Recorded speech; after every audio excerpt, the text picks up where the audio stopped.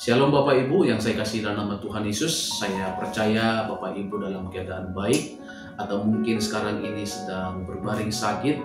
Saya berdoa lewat kebenaran firman Tuhan ini, hari ini semuanya kita diberkati oleh Tuhan.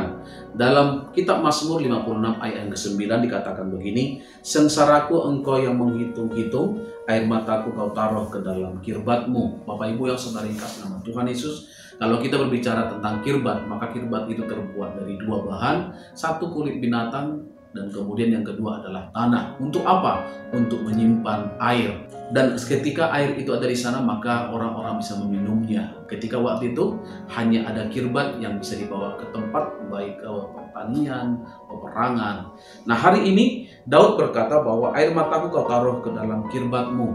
Kenapa saudara Daud mengatakan demikian? Ketika Daud masih muda, dia mengalami yang namanya persoalan yang bertubi-tubi.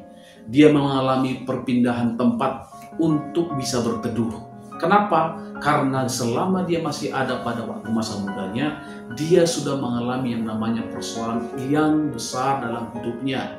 Sehingga ketika dia berpindah-pindah tempat, dia di sana merasakan ketidaknyamanan.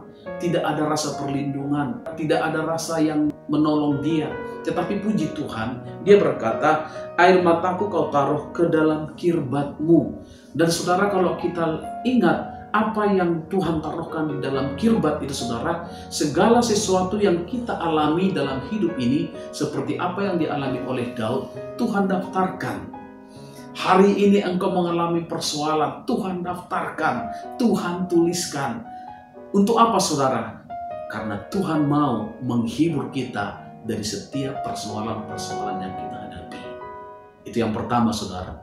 Ayat yang kedua saudara, di sana dikatakan Mazmur 119 ayat yang ke-83, sebab aku telah menjadi seperti kirbat yang diasapi. Saudara, ternyata Daud bukan hanya sekedar berkata bahwa hidupnya ketika mengalami persoalan, bukan hanya Tuhan mencatat apa yang dia alami, tetapi Daud berkata, aku seperti kirbat yang diasapi. Saudara, pada zaman dahulu ketika kirbat dia taruh di dalam perapian, maka perapian itu saudara akan membuat kirbat ini menjadi usang, bahkan mungkin tidak bisa dipakai lagi. Dan Daud merasa ketika masa hidupnya, kalau zaman dahulu kita tahu Daud itu adalah seorang panglima perang yang mengalami kemenangan bilang gebilang. Bahkan Daud dikatakan memiliki wajah yang kemerah-merahan. Tetapi kali ini dia berkata, aku ini seperti kirbat yang kau taruh ke dalam perapian. Dia merasa bahwa hidupnya tidak berarti. Dia merasa hidupnya sudah tidak layak lagi.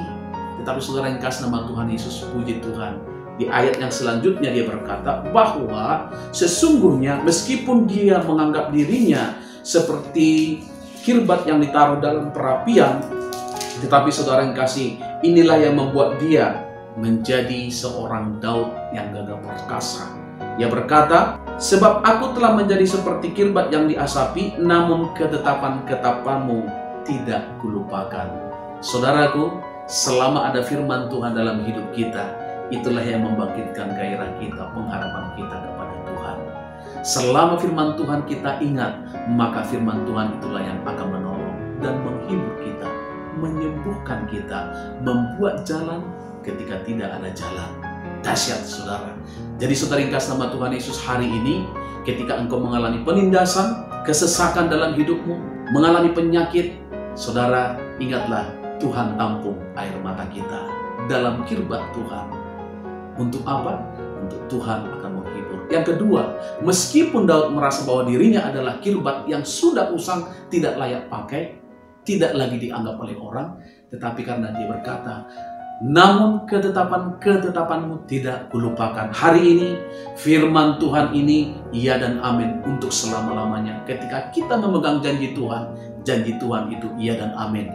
Dialah yang akan memberkati kita, menyembuhkan kita, menolong kita, membuat yang tidak mungkin menjadi mungkin. Dan saya berdoa hari ini, apapun aktivitas Bapak Ibu, biarlah semuanya itu kita jalani dengan mengandalkan Tuhan dan mempercayai ketetapan-ketetapan Tuhan. Tuhan Yesus memberkati. Haleluya.